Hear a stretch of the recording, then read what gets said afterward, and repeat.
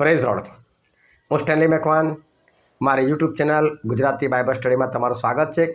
મારી ચેનલને આજે અત્યારે આગળ તમે સબસ્ક્રાઈબ કરી લો અને ઈશ્વરના જ્ઞાનમાં તમે વધતા જાઓ. ઇઝરાયલ એ ઈશ્વરનો ખરો પુત્ર છે. ઇઝરાયલ એ ઈશ્વરનો જ્યેષ્ઠ પુત્ર છે. અને ઇઝરાયલ સિવાયના જેટલા બધા લોકો છે એ લોકોને બાઇબલ અન્ય જાતિ કહે છે, વિદેશીઓ કહે છે. તમે જો આખું બાઇબલ શાની પર લખાયું? કઈ પ્રજા પર લખાયું? ઇઝરાયલ પ્રજા પર.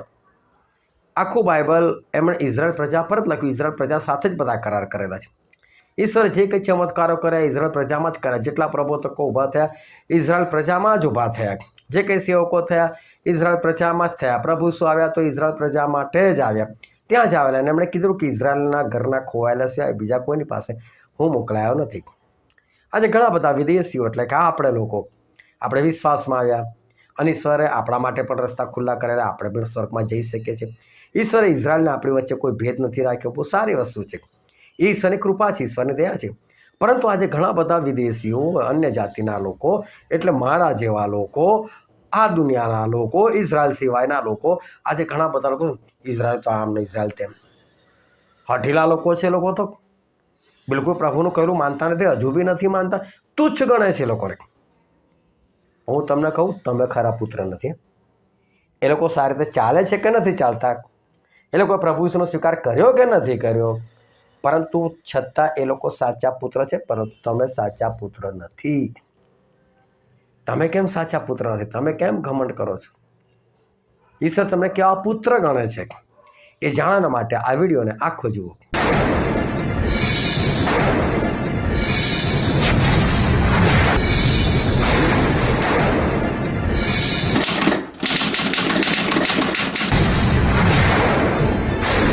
છે ઈશ્વર પિતાના આપણે આભાર માનીએ કે આપણે જેટલા થયા છે ઈશ્વરની કૃપામાં.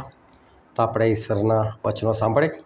રોમનોના પત્ર તેનો 8મો અધ્યાય અને આપણે વાંચીએ તેની 12મી કલમથી લઈને તેની 17મી કલમ સુધી. એ માટે ભાઈઓ, આપણે ઋણી છીએ, પણ દેહ પ્રમાણે જીવવાને દેહના ઋણી નથી. કેમ કે જો તમે દેહ પ્રમાણે જીવો તો મરશો જ, પણ જો તમે આત્મા વડે શરીરના કામોને મારી નાખો તો તમે જીવશો.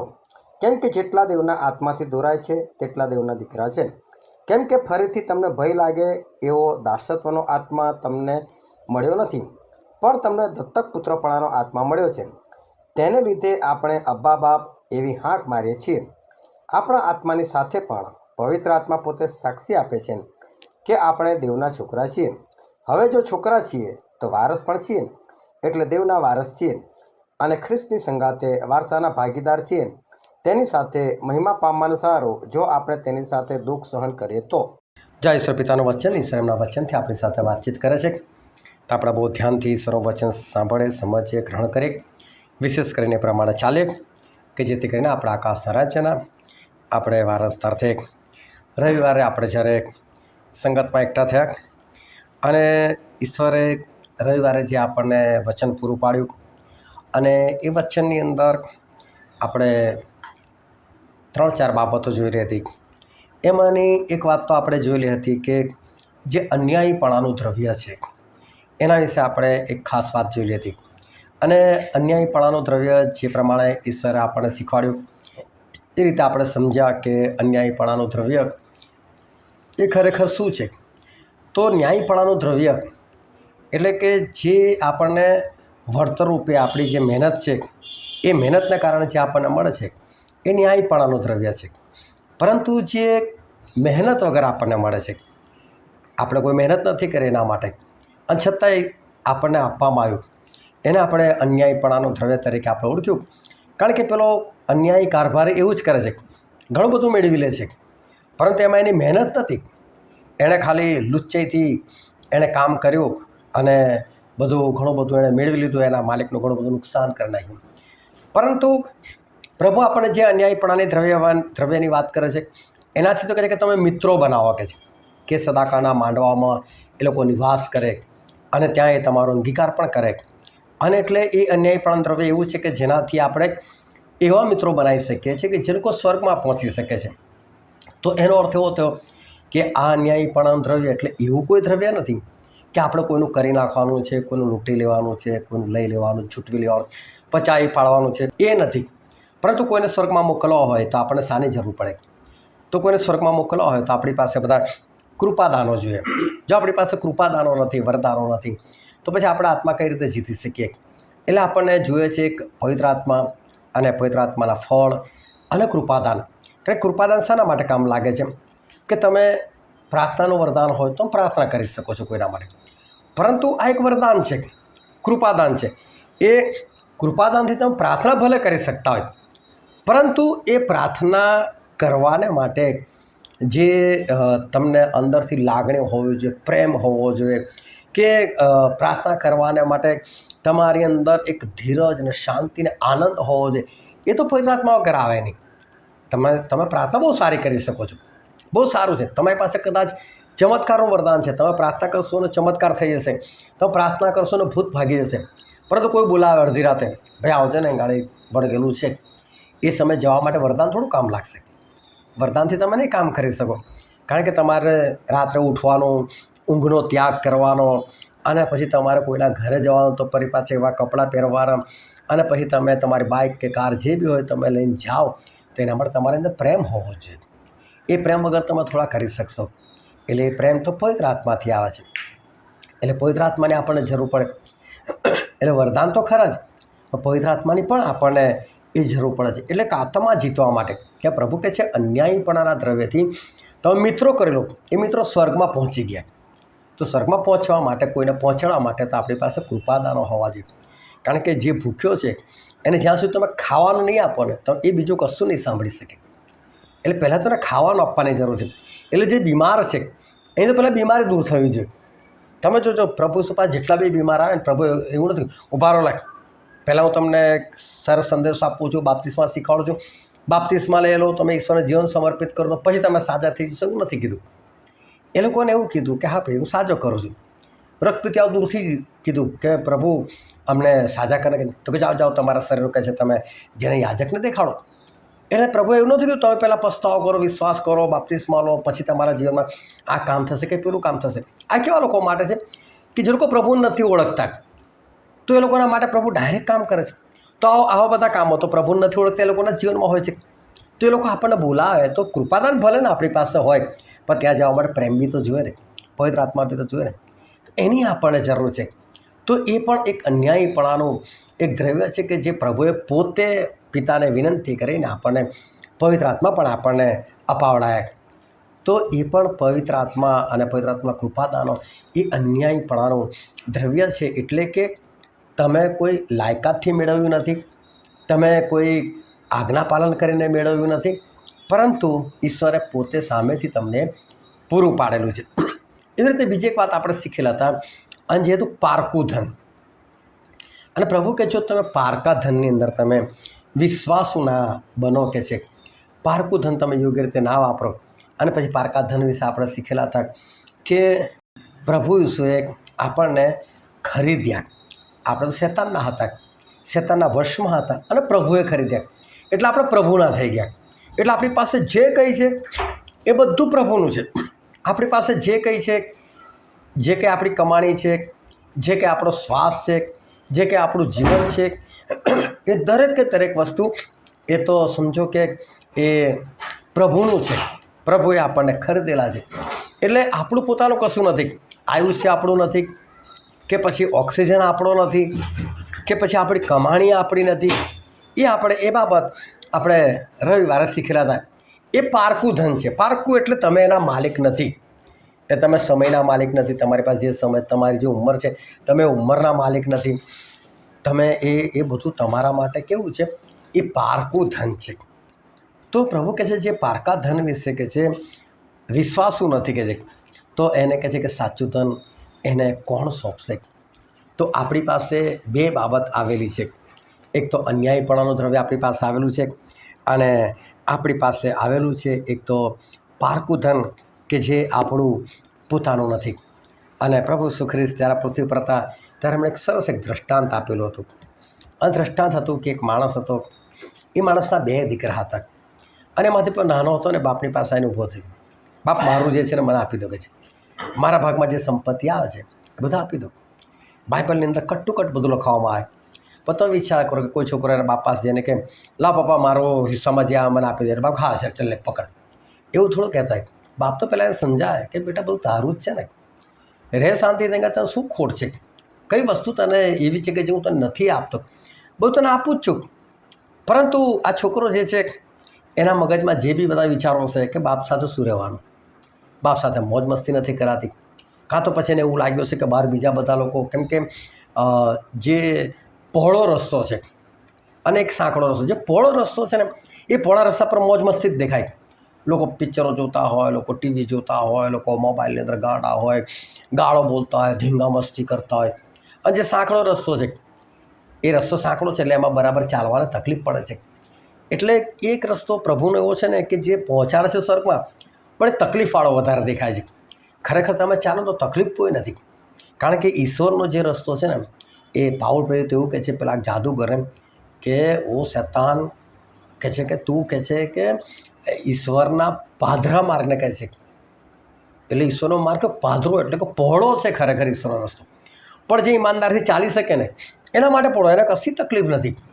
પણ જેને ચાલવું નથી ને જબરદસ્તી કોઈ ચલાવે છે, કાં તો પછી એને મજબૂરથી ચાલવું પડે. મારો આની પર નહીં ચાલવું તો કઈ સ્વર્ગમાં જવાશે, ચલો ચાલવા દે આની પર. તો જેને ચાલવું નથી ને હૃદયથી, તો એને એ રસ્તો બહુ સાંકડો લાગે છે. એટલે પ્રભુ એને કીધું કે એને એ સાંકડો માર્ગ છે, એની પર ચાલવાનું લોકોને ગમતું નથી, એટલે બધાને તકલીફ જ દેખાય, મુશ્કેલી દેખાય. તમે જો ખરેખર હું ઘણી વખત સેવકની વાત કરું છું ને, પણ હું એના માટે નથી વાત કરતો કે ભાઈ તમે મને જુઓ, હું એના માટે વાત નથી કરતો.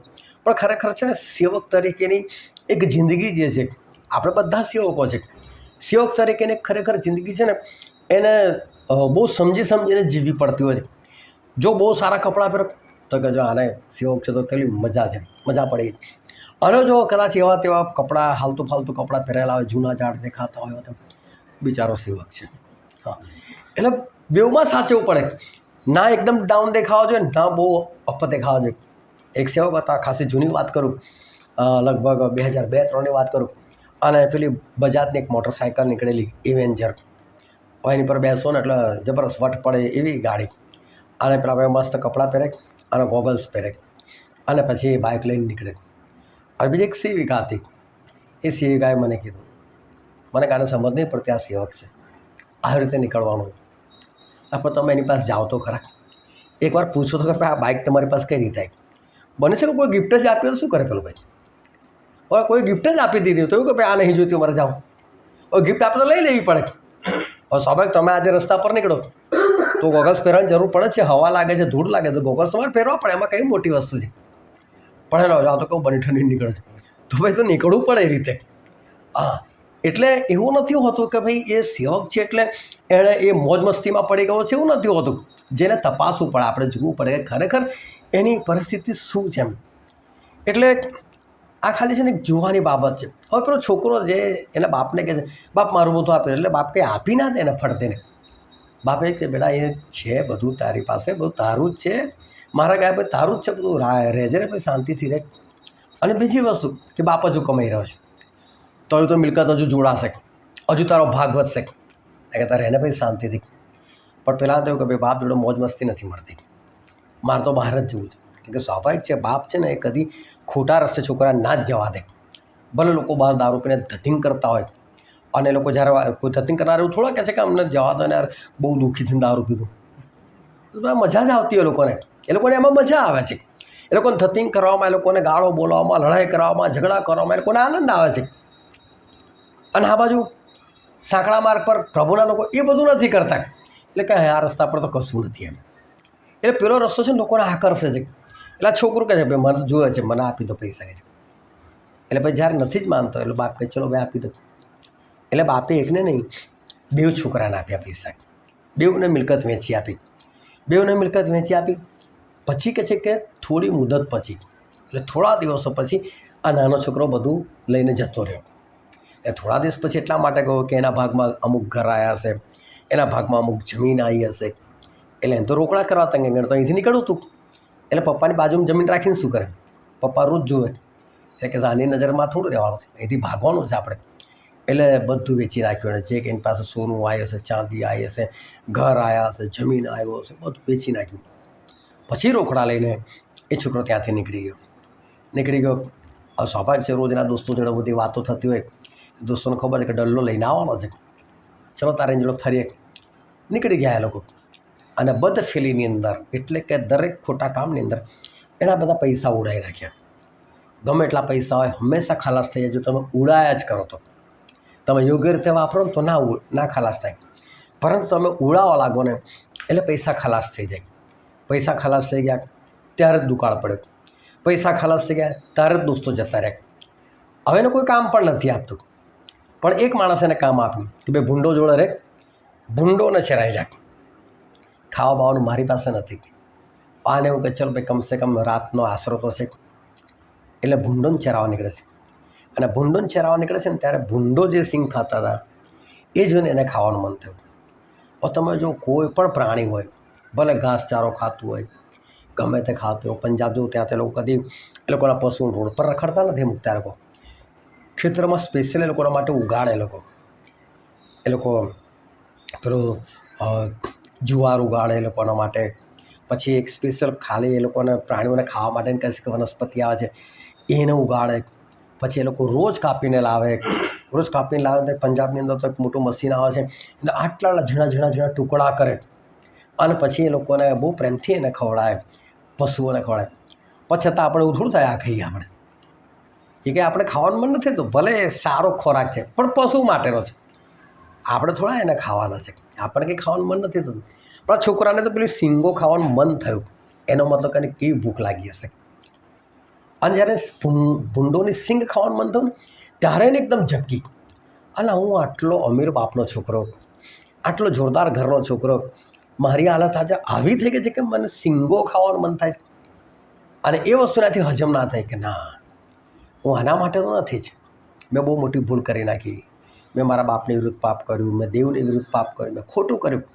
પણ કઈ બાબતનો જોઈને કે હું આજે આટલો નીચ અવસ્થામાં આવી ગયો કે ભૂંડો જોડે રહું છું અને ભૂંડો જોડે રહીને ભૂંડોવાળી સિંગ ખાઉં છું. એને ખરેખર બહુ લાગી આવ્યું અને એણે નક્કી કર્યું કે હું બાપની પાસે જઈશ અને બાપને કહીશ, બાપ હવે હું તમારો દીકરો કહેવાને યોગ્ય નથી કહે છે. હવે એને ભાન થયું. કેમ? એક તો એની પરિસ્થિતિ જોઈ, બીજી વસ્તુ એને ખબર છે કે મારા ભાગમાં આવતો તો બધું લઈ જ લીધું છે મેં, હવે તેના ભાગનું કશું છે નહીં. એટલે હવે સ્વાભાવિક છે કે એને ભાન થઈ ગયું કે હું તો મારા બાપની ઓલાદ રહ્યો જ નથી, હવે મારો કોઈ અધિકાર નથી. અને આ જે છોકરાને ભાન થાય છે ને, એ ભાન એક ખ્રિસ્તીને હોવું જોઈએ, જ્યાં જે લોકોને ભાન નથી.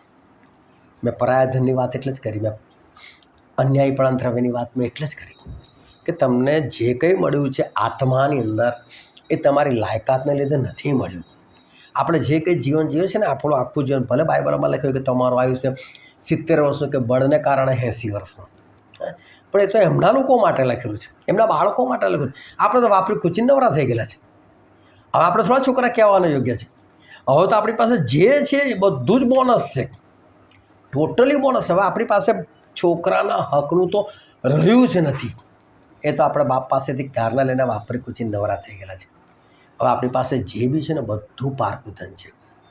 અને પારકું ધન તમે જો કોઈના બી ઘરે તમે જાઓ, આપણો સંબંધ સારો ને તો શું કહે, તમારું જ ઘર સમજો, તમારું જ ઘર સમજો, ખાજો શાંતિ છે, તમારું જ ઘર સમજો, બહુ આગ્રહથી આપણને ખવડાય.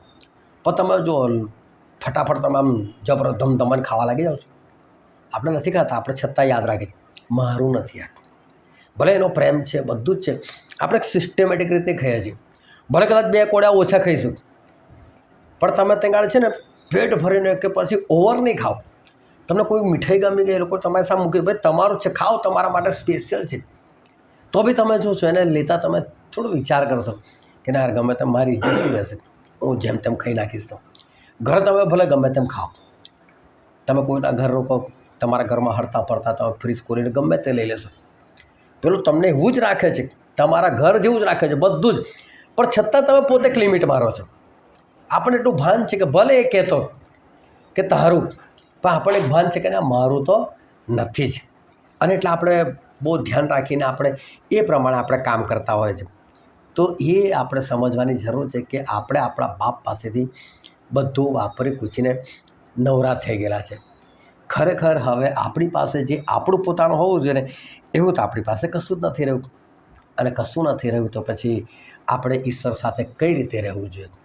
ઈશ્વરની એક એક વસ્તુ વાપરતા પહેલાં, એમનો એક એક શ્વાસ લેતા પહેલાં, એ આયુષ્ય ભોગવતા પહેલાં આપણે કેટલું બધું ધ્યાન રાખવું જોઈએ. આ મારું નથી, આ મારું નથી, આ મારા પ્રભુનું છે. અને એ તમે ધ્યાન રાખો તો તમારા પગલાં બિલકુલ સ્થિર થાય. અને એટલે ગીતશાસ્ત્રના પુસ્તકમાં લખેલું છે, તેનો 90મો અધ્યાય અને 33મી કલમમાં છે. અમારી વયના દિવસો 70 વર્ષ જેટલા છે, અથવા બળના કારણથી તેઓ 80 વર્ષ થાય, તો પણ તેઓનો ગર્વ, શ્રમ તથા દુઃખ માત્ર છે, કેમ કે તે વહેલી થઈ રહે છે અને અમે ઉડી જઈએ છીએ. આ મૂસા આવું કહે છે. મૂસાની પ્રાર્થનામાં કહે છે કે પ્રભુ કહે છે અમારું આયુષ્ય કેટલું કહે છે, 70 કે 80 વર્ષનું કહે છે. એટલે કે 70 છે, બળના કારણે બહુ તો 80 વર્ષ થાય છે. પણ એનો ગર્વ કહે છે, એનો ગર્વ, એનું ઘમંડ ના કરાય કહે છે. મૂસા એવું કહે છે જ્યારે એમનું આયુષ્ય કેટલું થયેલું, 120 વર્ષનું થયેલું. પછી આગળ વાંચો ને 12મી કલમ. તું અમને અમારા દિવસ એવી રીતે ગણવાને શીખવ કે અમને જ્ઞાનવાળું હૃદય પ્રાપ્ત થાય. હા કહે છે મૂસા, અમને અમારું આયુષ્ય, અમારી વયના દિવસો ગણવાને શીખો. આ ગણવાને શીખવાનો મતલબ જ આ છે. બલબલાને ગણતા આવડે કે હું આટલા વર્ષો થયો. પ્રભુ એની વાત નથી કરતા. મૂસા એમ કહેવા માગે છે તમારું પોતાનું કશું જ નથી. આ પારકું દ્રવ્ય છે. આ શ્વાસ આપણો પોતાનો નથી, ઈશ્વરે આપણને આપેલો છે, ઈશ્વરનો જ છે, આપણો હક નથી રહ્યો. કેમ કે આપણે તો બાપની પાસેથી ઉડાવ પુત્રને બધું લઈને બાપને ખુશી નવરા થઈ ગયેલા છે. આપણું જે હતું બધું ખલાસ થઈ ગયું છે. હવે જે કંઈ છે પારકું ધન છે આપણા માટે, એને તમારે યોગ્ય રીતે વાપરો. એટલે મૂસા કે છે એમને ગણતા શીખવાડો કે છે. અમે ગણી શકીએ કે અમે એક એક દિવસ કઈ રીતે જીવે છે, ને એ દિવસો કોના છે, એ આયુષ્ય કોનું છે, એ શ્વાસ કોનો છે, એ અમને ખબર પડે કે છે. એ રીતે અમને જીવતા શીખવાડો. એટલે કે છે અમને જ્ઞાનવાળું હૃદય પ્રાપ્ત થાય. એટલે જેને જ્ઞાનવાળું હૃદય હોય ને, જેને ખબર હોય ને કે આ ઓક્સિજન પર મારો અધિકાર નથી. એટલે ઘણી વખત વચનમાં બોલી નાખું છું કે ભાઈ જો પ્રભુ તમારો શ્વાસ બંધ કરી દે તો, કારણ કે એમની પાસે છે એવી સિસ્ટમ.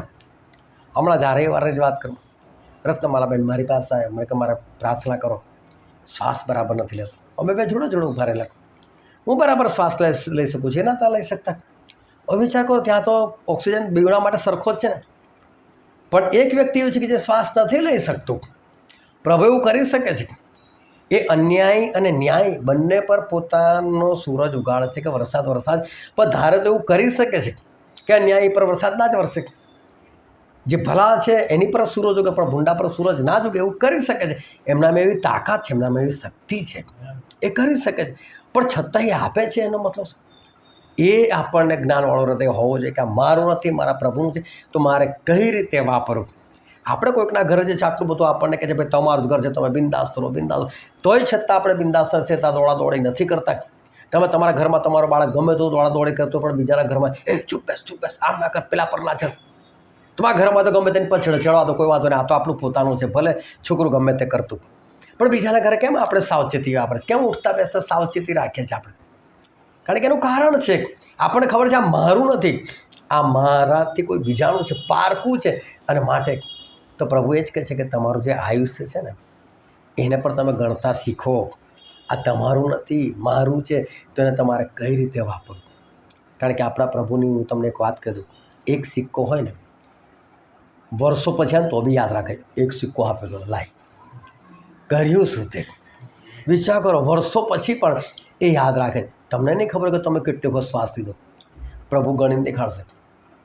આટલા વખતે શ્વાસ લીધો, હિસાબ લાય. તું આટલા વર્ષ, આટલા મહિના, આટલા દિવસ, આટલા કલાકને, આટલી મિનિટને, આટલી સેકન્ડ જીવ્યો, આખો પરફેક્ટ હિસાબ આવશે. તું બોલ તું કઈ રીતે જીવન જીવ્યો. એક એક વસ્તુનો ઈશ્વર હિસાબ લેવાના છે.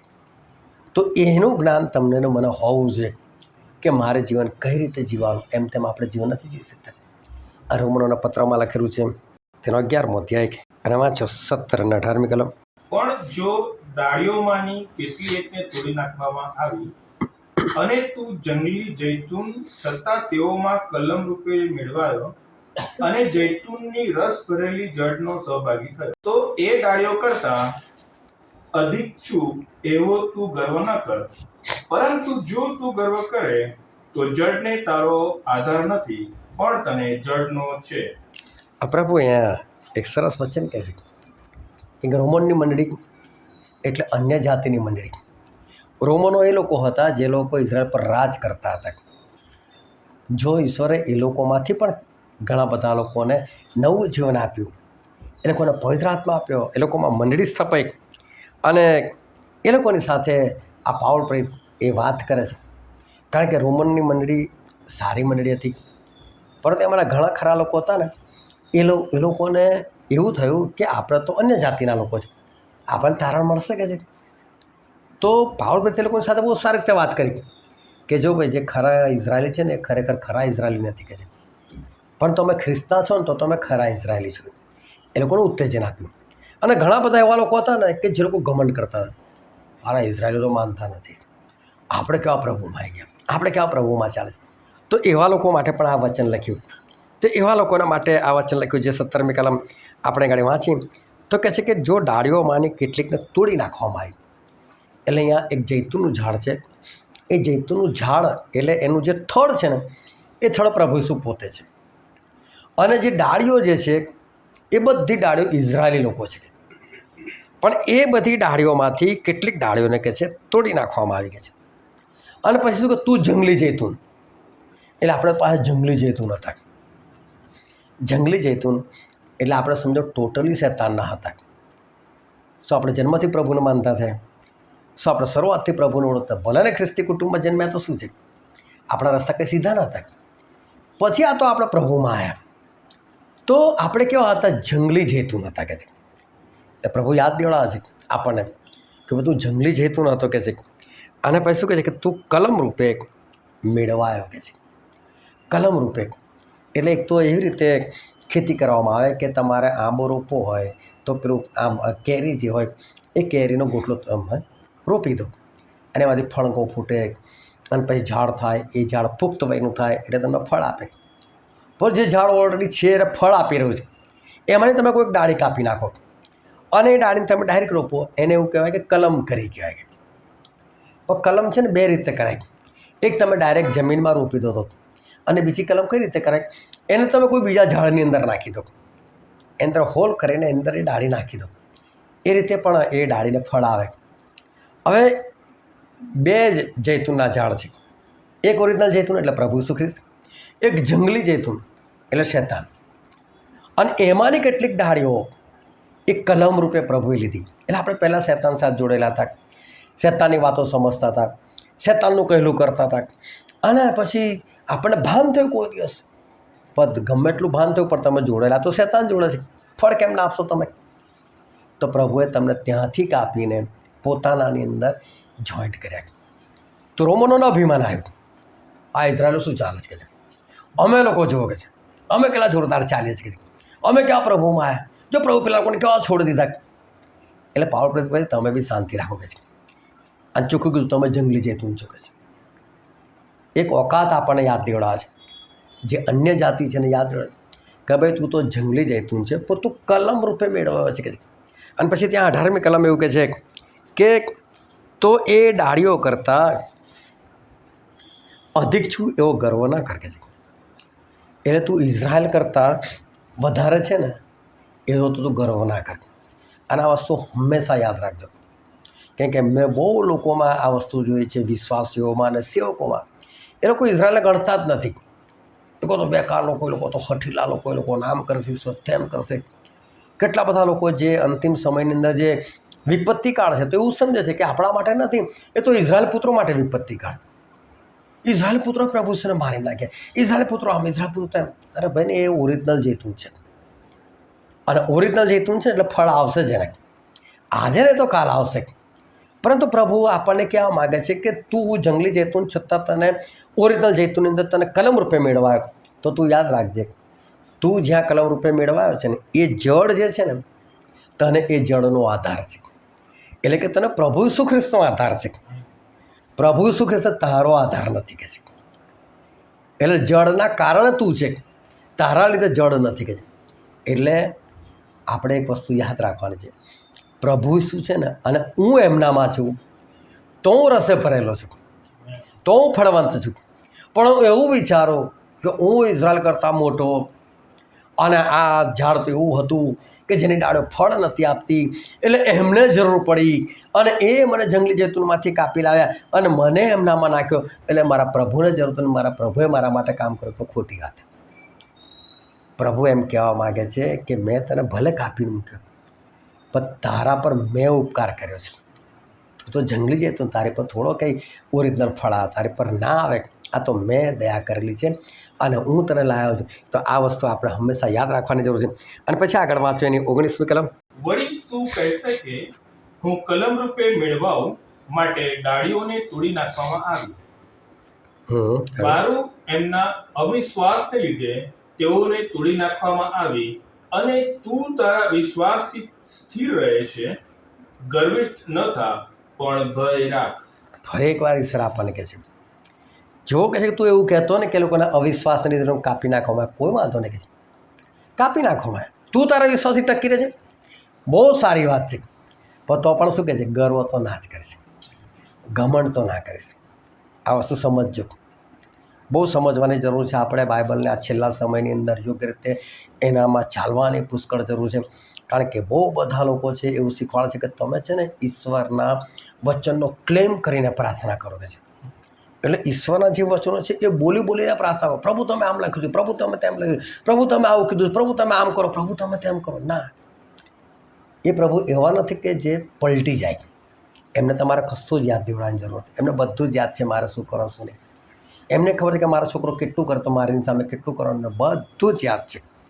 માટે એમને આપણે કશું જ કહેવાની જરૂર નથી, એમને કશું યાદ દેવડાવવાની જરૂર નથી, એવા કોઈ વચનનો ક્લેમ કરવાની જરૂર નથી. પાવલ ફરી એકવાર કહે છે, તું ભલે વિશ્વાસ કરતો હોય અને પેલા લોકો નથી વિશ્વાસી એટલા માટે કાપી કાઢવામાં, પણ ઘમંડ તો ના જ કરીશ કે છે, ગર્વિષ્ઠ ના થા, પણ હજુ પણ તું શું કરે છે, ઈશ્વરની બીક રાખ. અને પછી આગળ શું લખ્યું છે, કેમ કે જો દેવે અસલ ડાળીઓને બચાવી નહીં, તો તે તને પણ બચાવશે નહીં. આ બહુ સરસ વાત પ્રભુ કીધી. હવે પાવલ ધમકી બી આપી દીધી. બહુ કહે છે હોશિયારી ના મારતો, કહે છે અન્ય જાતિ જ છે, તને કલમ રૂપે લીધેલો છે, તો કહે છે કે શાંતિ રાખે છે, અભિમાન તો ના જ કરીશ કે છે. અને પછી જો 22મી કલમ શું કહે છે, તેથી દેવની મહેરબાની તથા તેની સખ્તાઈ પણ જો. જેઓ પડી ગયા તેઓના ઉપર તો સખ્તાઈ, પણ જો તું તેની મહેરબાનીમાં ટકી રહે તો તારા ઉપર દેવની મહેરબાની, નહીં તો તને પણ કાપી નાખવામાં આવશે. હા, જો અસલ ડાળીને કાપી કાઢવામાં આવી ગઈ છે તો તું કોણ હશે કે છે, તને કાપી કાઢવામાં આવશે. એટલે પ્રભુ છે ને આપણને આપણી ઓકાત યાદ દેવા છે. હું જે કહેવા માગું છું એ ખાસ સમજજો કે તમે ગમે એટલા પ્રભુમાં ચાલો, 100% ચાલો, તો બી આત્મિકતાનો પણ કદી અભિમાન નહીં કરો. કારણ કે એ ચલાવનાર ઈશ્વર છે, એ પારકું ધન છે, એ અન્યાયપણાનું દ્રવ્ય છે જેનાથી તમે ટકી શકો છો. એ તમારો પોતાનું નથી, તમને ઈશ્વર આપ્યું અને માટે તમે ટકી શકો છો, માટે તમે ઈશ્વરમાં ચાલી શકો છો. એટલે કોઈ પણ જગ્યાએ તમે ગમે એટલા આગળ વધો, હું આટલું કરું તારાથી આટલું નહીં ચલાતું, તારાથી આમ નથી તો મારાથી તેમ નથી. ઘણી વખત લોકોને જોઉં છું કે જ્યારે એ લોકો કોઈકને ઉતારી પાડે છે, કોઈક બીમાર છે, ભલે લોકો 10 વર્ષથી વિશ્વાસી છે અને બીમાર પડી ગયો તો પડી ગયો ભાઈ, પણ તું એ વખતે તને ઉત્તેજન આપ. તમે જો બીમારને તમે એકવાર સાજો કરી નાખો, સાજો કર્યા પછી તમે સમજાવો ભાઈ તું આટલો બધો ઈશ્વરમાં છે, જાણે છે, તો શું કામ બીમાર પડે? તું થોડો તારા આત્મિક જીવન વિશે ખ્યાલ રાખ. આ રીતે પડ નહીં. તું ફરી બીમાર પડીશ ને પ્રભુ આવી ગયા તો, તારા મંદવાળનો આત્મા કામ કરશે ત્યારે પ્રભુ આવી ગયા તો એ રીતે એને પછી તમે ટોકો, કોઈ વાંધો નથી. પણ જે સમયને ખરેખર હાથ આપવાની જરૂર છે ત્યારે તો તમે હાથ આપો ને, ત્યારે તમે એને ઊભો કરો. કોઈકને વળગી ગયું, આમ તેમ થઈ ગયું એનું જીવન, કંઈક થયું હશે, તેમાં કઈ મોટી વાત છે, તો તમે એને જરાક ઉત્તેજન આપો, કોઈ વાંધો નહીં, પ્રભુ છુટકારો આપશે, પ્રભુ તારું સારું. આપણે હું તો શું કર્યું, તો પેલો ઓર પડશે. એના કરતાં તમે કંઈક એને ઉત્તેજન આપો, એનો હાથ પકડો અને એને ઊભો કરો. એમ પ્રભુ કહે છે કદી પણ ગર્વિષ્ઠ નહીં થવાનું, કારણ કે આપણને ટકાઈ રાખનાર ઈશ્વર છે ને. તમે ટકી રહો છો તો બહુ સારું છે, પણ પાવલ ના પાડે છે કે તમે કદી પણ ગર્વિષ્ઠ ના થાવ કે છે. કારણ કે ગર્વિષ્ઠ જે છે એ ઈશ્વર એ લોકોને પસંદ કરતા નથી. અને કલમ વાંચો ગીતશાસ્ત્રનું પુસ્તક, તેનો 5મો અધ્યાય તેની 5મી કલમ. તારી હજુરમાં ગર્વિષ્ઠો ઊભા રહી શકતા નથી, કેમ કે તું સર્વ દુષ્કર્મીઓનો દ્વેષ કરે છે. ફરી લે, ગર્વિષ્ઠો તારી સામે ઊભા નહીં રહેતી શકતા. એટલે વિચાર કરો, આત્મિકતાનું પણ અભિમાન હોય એ ઈશ્વર સામે નહીં ટકી શકે, ઈશ્વર સામે ના ઊભો રહી શકે. અને માટે પોતાના વિશે સાવધાન રહો. કદી પણ કોઈ પણ બાબતની અંદર ઘમંડ કરવું નહીં, કદી પણ આત્મિકતાની બાબતમાં પણ ઘમંડ કરવું નહીં. અને પહેલો પિત્તર તેનો 5મો અધ્યાય તેની 5મી કલમમાં છે, એ જ પ્રમાણે જુવાનો, તમે વડીલોને આધીન થાઓ અને તમે સગળા એકબીજાની સેવા કરવાને સારું નમ્રતા પહેરી લો, કેમ કે તેઓ ગર્વિષ્ઠોની વિરુદ્ધ છે, પણ તે નમ્ર માણસો પર કૃપા રાખે છે. લખ્યું છે કે ગર્વિષ્ઠોની વિરુદ્ધ છે, પરંતુ નમ્રજનો પર કૃપા રાખે.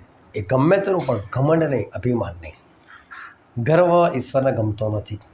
એ જ ઘમંડે એક પવિત્ર માણસને શૈતાન બનાવી નાખ્યો છે.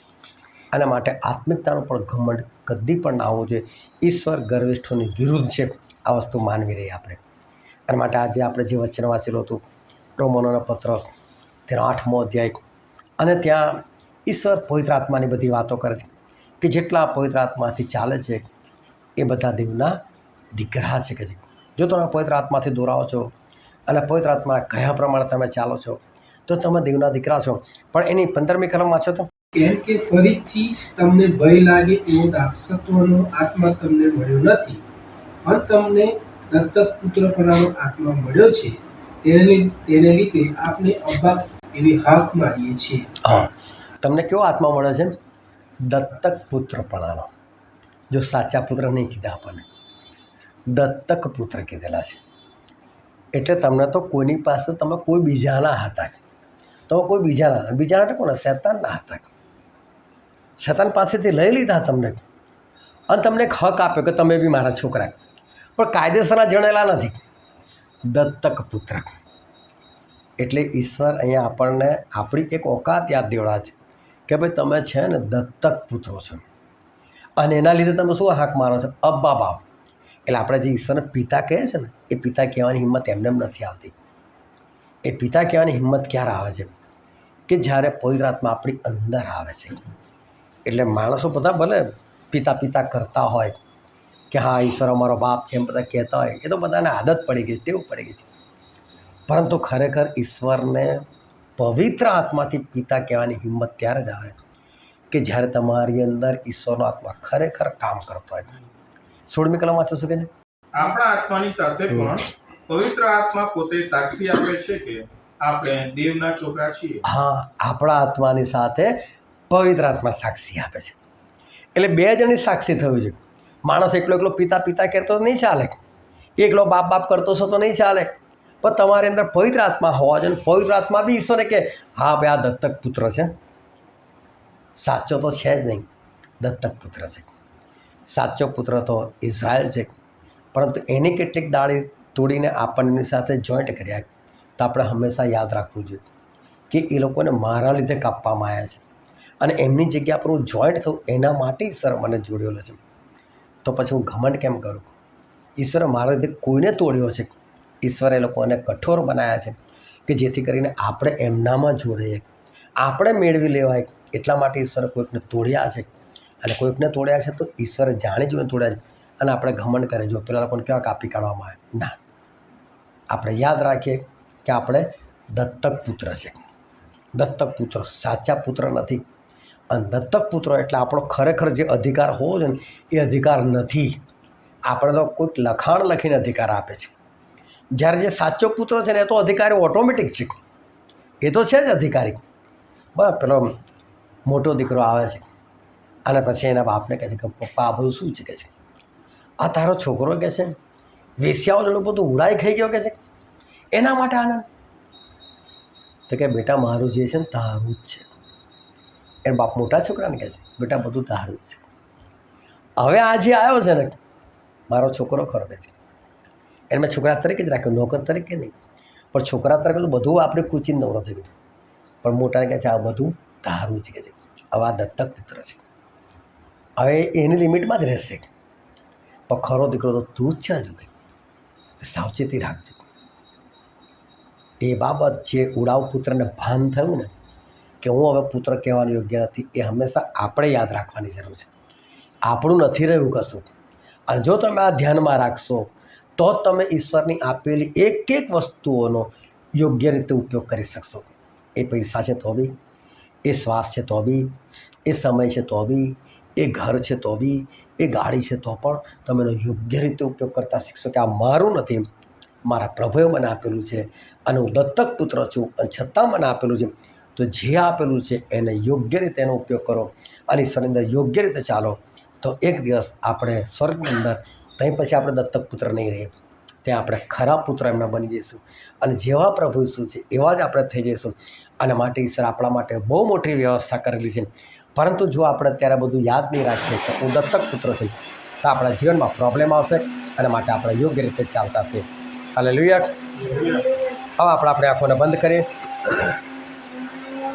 આપણા મસ્તકો એ જીવતા દેવની હજુરમાં નમાય. ભલા અત્યારે સમય છે કે આપણે જાતને તપાસીએ.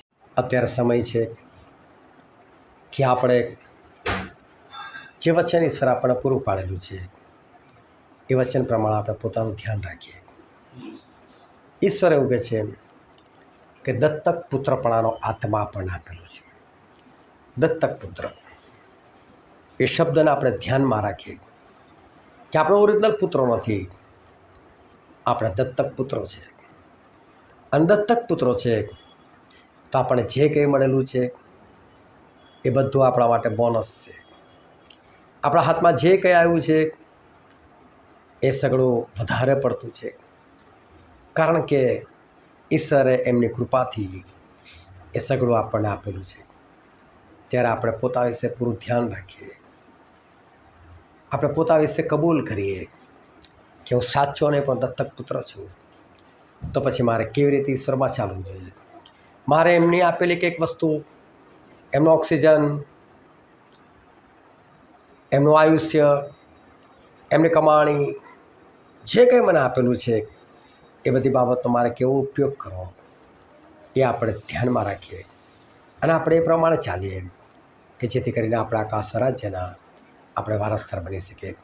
આ વચન સમજવા માટે, ગ્રહણ કરવાના માટે, એ પ્રમાણે ચાલવાના માટે પ્રભુ ઈસુ ખ્રિસ્તની કૃપા આપણે દરેક પર થાવ.